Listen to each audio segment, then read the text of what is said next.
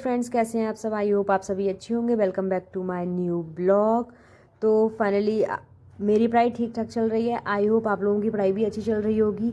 लेकिन उनका क्या, जिनकी पढ़ाई नहीं हुई है और अब आखिरी के 10 डेज़ बचे हैं, तो अब वो अपने इन 10 डेज़ में कैसे अपनी पढ़ाई को कंप्लीट करें और कैसे एग्ज़ाम को क्वालिफाई करें। क्योंकि बहुत सारे रीज़न होते हैं जिसकी वजह से हम कहीं ना कहीं पढ़ाई नहीं कर पाते हैं। कभी किसी के घर में फंक्शन होता है, शादी होती है, कुछ इतने करीबी लोगों की होती है कि घर में हम चाह करके भी नहीं पढ़ाई कर सकते हैं। और कभी कभी हेल्थ इश्यूज़ भी हो जाते हैं, तो थोड़ा सा डिफ़िकल्ट हो जाता है समय निकालना। और इस वजह से हमें ये लगता है कि नहीं, हम कर लेंगे, टाइम है, कर लेंगे, अभी तो टाइम है, अभी तो 1 मंथ है, अब कर लेंगे। बट ऐसा नहीं होता है। क्या होता है कि टाइम वक्त के साथ निकलता जाता है और लास्ट में जब लास्ट में हम पहुंच जाते हैं तब हमें पता चलता है, ओह ये टाइम तो निकल गया, अब क्या करें, अब इतने कम टाइम में अब कैसे क्या होगा। तो पैनिक होने की बिल्कुल भी ज़रूरत नहीं है। अब बस आप एक ये काम कर लीजिए, आई एम श्योर आप 90+ स्कोर कर लेंगे, क्वालिफाई कर लेंगे। क्योंकि आप जितना आपने पढ़ा है, क्योंकि अब पैनिक होने से सिर्फ आपको डिमोटिवेशन होगा और कुछ नहीं होगा, और तो कुछ कर नहीं सकते हैं।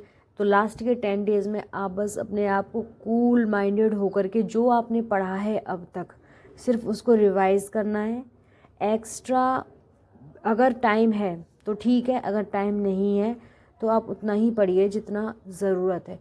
एक्स्ट्रा अब मत पढ़िए, क्योंकि अगर आप एक्स्ट्रा पढ़ेंगे और तो फिर आपके माइंड में सब कुछ हौच पौच हो जाएगा, कुछ नहीं है। तो जितना पढ़ा है, पर वो जितना हमने पढ़ा है वो हमारा 100% परफेक्ट होना चाहिए, वो ज़्यादा बेटर है। तो क्या करना है, सबसे पहले तो ये है कि सीडीपी पढ़ लो। सीडीपी अगर कंप्लीट कर लेते हैं तो सीडीपी के बाद फिर क्या है, सब में पोर्शंस थोड़े कम हो जाएंगे। लैंग्वेजेस जो हैं उसमें आप लास्ट 2 इयर्स 3 इयर्स की प्रैक्टिस कर लीजिए, जिससे कि आपकी जो प्रैक्टिस है वो हो जाएगी, तो आपका ये इतना कवर अप हो जाएगा। देन सीडीपी करते हैं तो सीडीपी 30 मार्क्स की, तो सीडीपी कंप्लीट हो जाएगी पेडागोजी, एंड 15 मार्क्स और 15 मार्क्स लैंग्वेज हिंदी और लैंग्वेज इंग्लिश में, तो वहाँ से ये कवर अप हो जाएगा। देन उसके बाद अगर पेपर 1 है किसी के पास, तो ईवीएस और मैथ्स थोड़ा बहुत आपने किया ही होगा।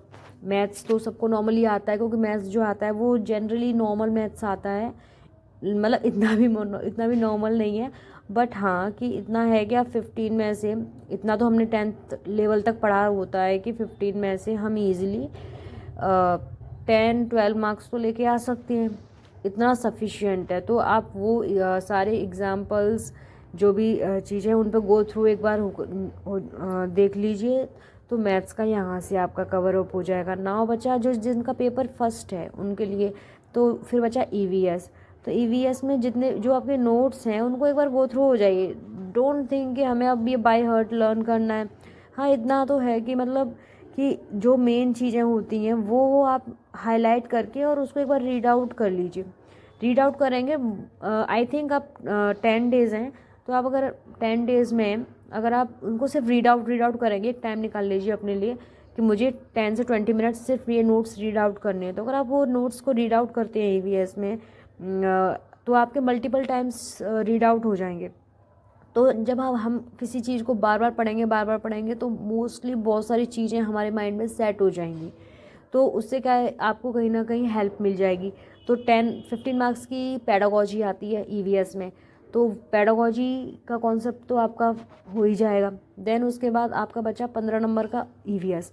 तो ईवीएस में अगर आप अब नोट्स को मल्टीपल टाइम्स अगर रीड आउट करते हैं तो 10 मार्क्स ईजिली आ जाएंगे, तो वो आपका वहाँ से कवर अप हो जाएगा।